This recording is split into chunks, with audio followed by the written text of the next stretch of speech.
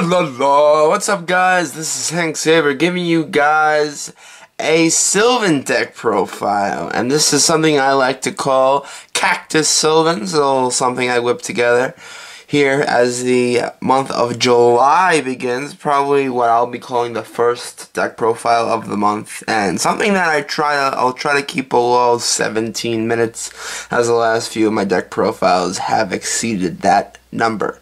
So let's get into it, guys. This is a little bit more of a control kind of variant of Sylvan's. It's been a year since I picked up the deck, courtesy of my main man Nick, and him selling me this deck in the last year has really opened my eyes to the deck. I just love the deck to pieces, and this is a great way to play the deck. So here we go. To start off the list, we're going to play 2 copies of Cactus Bouncer. I really noticed this card when it kind of got hyped up on online, and of course people are picking these up for Arrow Mages, but I really like the card in Sylvan's because if you don't know what it does, basically if you control a plant type monster, you or your opponent cannot special summon. So this is almost like your own Jinlock in the deck. It's really cool to make. Now, of course, you have to play the card smartly. You have to set up your boards. You have to establish your boards of Hermitries, and then plop this guy right on top of that. And of course, it really puts your opponent in a lock because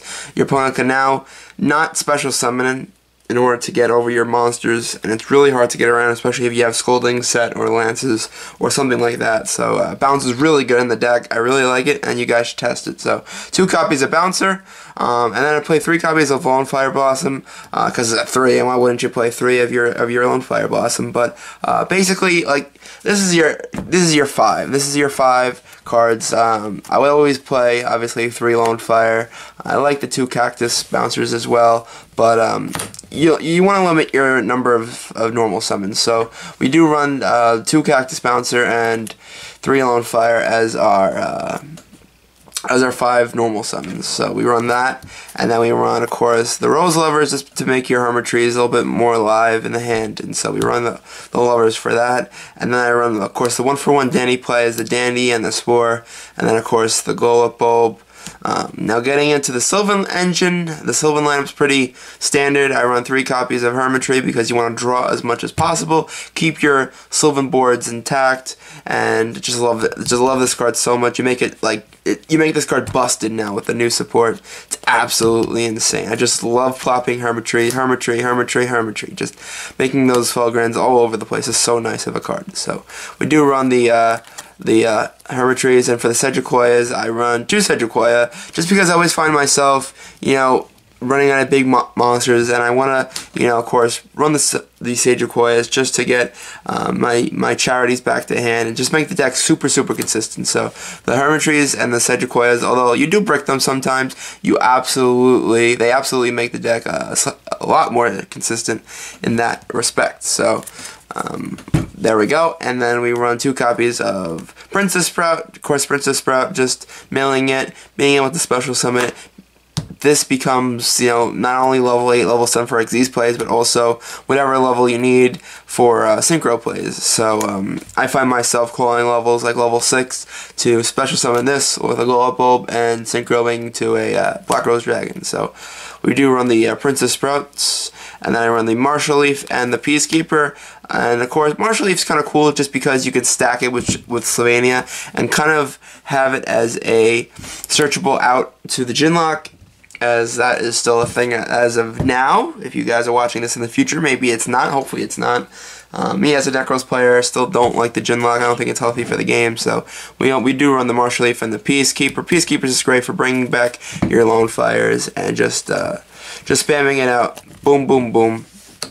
Really good late game. So there's that, and of course, I don't run MST in this lineup. I'll probably side it, but I'll probably side 3 copies of MST. I run 1 Komoshumo just because you're not seeing many cards like Dimensional Fisher, Macrocosmos being played at the moment, and so Komoshumo is kind of a reliable way to get rid of any back row problems. So just being able to punch the back row with the Komoshumo is really nice. So we do run the Komoshumo. This is it for the monster lineup, guys. So of course we do run a hefty monster lineup. Of course, 10 non-Sylvan plant types. So of course this lineup is so detrimental to the deck that you have to run a lot of stuff, a lot of plants to get out your big trees. So we run that. To the spells, we run 3 copies of the Graceful Charity of the deck, Sylvan Charity. Of course, Sylvan Charity, when you draw 3 cards and you reveal to one of at least being a Sylvan card, then you stack them on top of your deck. Really cool.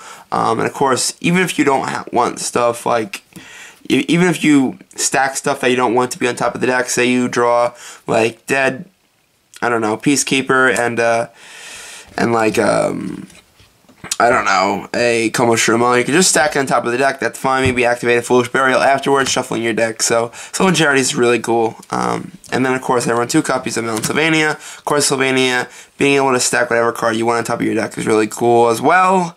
And then I run 3 copies of Miracle Fertilizer. Of course, Fertilizer, your continuous monster reborn, is just so powerful. Being able to just bring back Hermitries, Sequoias, and make your big Xyz plays is really, really powerful in the deck. And then, of course, I do run the 2 copies of Super Solar Nutrient, just because the most powerful combo that you can make in this deck is being able to just open up like Rose Lover and like Hermitry and this. And then you go normal summon the Rose Lover, activate Super Solar, target this, destroy it, special summon a Lone Fire effect, remove these 2, special summon this, and then, you know, oh sorry, special summon another one from this, and then if you remove this and you special summon another Hermitry from your hand, that's pretty special as well. So of course you're gonna need the Super Solars in the deck. Just really, really powerful and leads to some monster plays. So we play that, and then of course the other stuff, we play 1 copy of Foolish Burial and 1 copy of 1/1 Foolish. Mostly, you're going to target your Rose Lovers, being able to dump them into the grave, really powerful, make your hand a little bit more alive. And of course, the 1/1 Danny play, where you end up with a Synchro, Formula Synchron, and a Armades or whatever, level 5 on the field, and then you Synchro during your opponent's turn for a Black Rose Dragon. Really, really powerful. So we do run that. And then I run the 1 Soul Charge just to bring back stuff in masses. Remember a year ago when this was at 3, this deck was so powerful at the time. It still is. So this is kind of our, you know, mainstream, you know, Sylvan stuff. And then the generically good cards against the Jinlock is Raigeki and 2 Dark Hole. Again, I don't love playing these cards, but you have to for the time being. And it is also really good just being able to clear boards completely and just make your plays. And then I play probably the 4 most defensive cards in the deck. I play 2 copies of Forbidden Lance and 2 copies of Solemn Scolding. This is simply just because you're going to want to not only protect your Hermitries and your Felgrands and your established boards, but of course your Cactus Bouncers.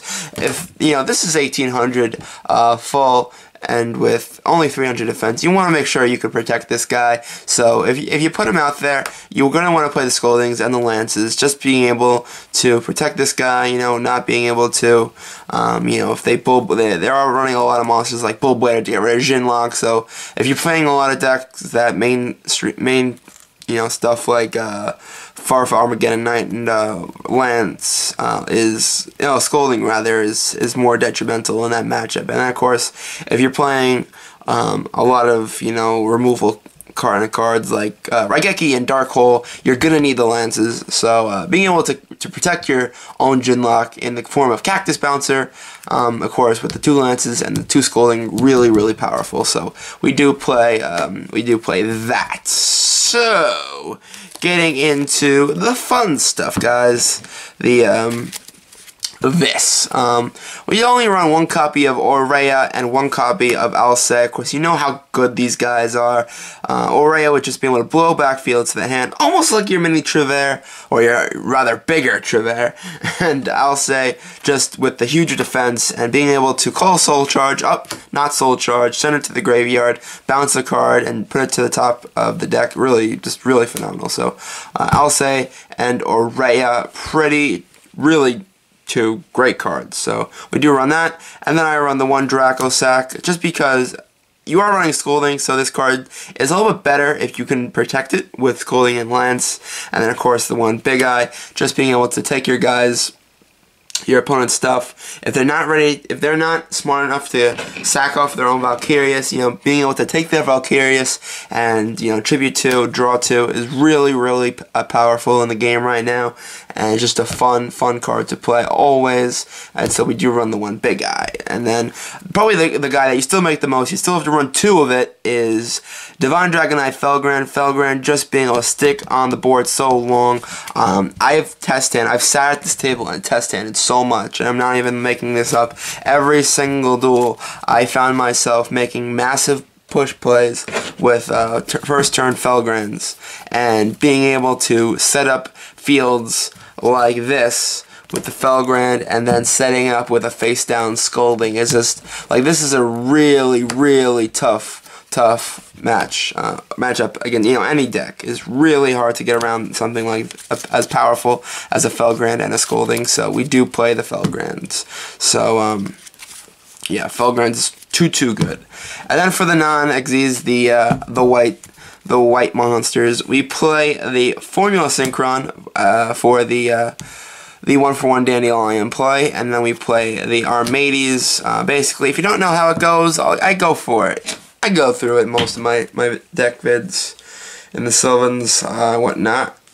We basically start off with a Dandelion, and we start off with a 1-for-1. You just 1-for-1, sack the Dandy from your hand, special summon the Spore, special out 2 tokens, make them 1 level 1, 1 level 1, and then you synchro with the 1 token with the Spore, make a level 2 Formula Synchron. Then you have a level 2 Formula Synchron and a token on the field.